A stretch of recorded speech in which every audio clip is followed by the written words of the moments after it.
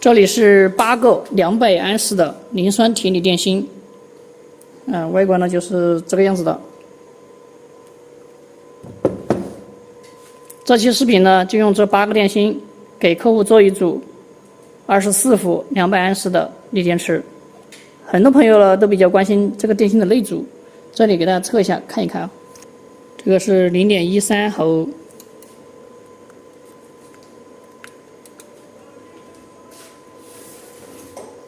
这个也是0.13毫，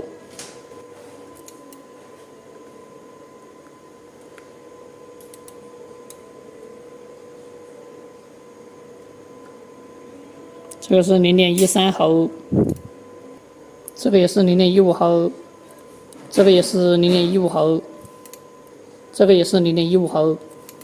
这些电芯的内阻呢都在0.15毫这个样子，内阻是比较小的。 根据客户提供的尺寸呢，这个电芯呢是这样子排布的，一共8个电芯。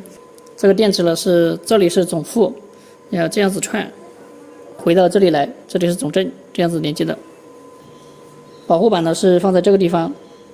接下来整理一下这些电芯。这8个电芯呢就是这样子排的，在电芯和电芯之间呢，我们放上这个环氧板。这个环氧板呢一边是双面胶，另外一边是这种加厚的双面胶。 然后把它贴在电芯和电芯之间，电芯和电芯之间呢都贴上了环氧板，给大家看一下啊。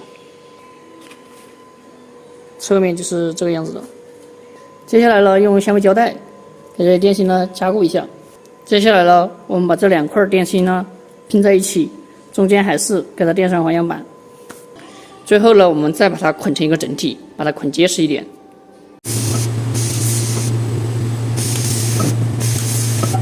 所有的连接片呢都已经焊好了，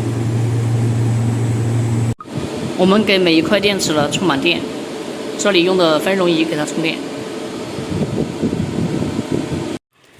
电芯这部分呢就已经放到箱子里面了。保护板呢是在这个下面，上面是2个出现的，因为这个保护板呢是一个蓝牙保护板，可以连接手机，所以呢我们就不需要再接库能计这些东西了。 所有串呢都是充满了的，接下来呢，我们对它进行放电测试，看看能放出多少安时的一个电量。现在呢，我们给这组电池进行放电，这里可以看到放电电流呢是94安这个样子，算一下的话大概是2000瓦。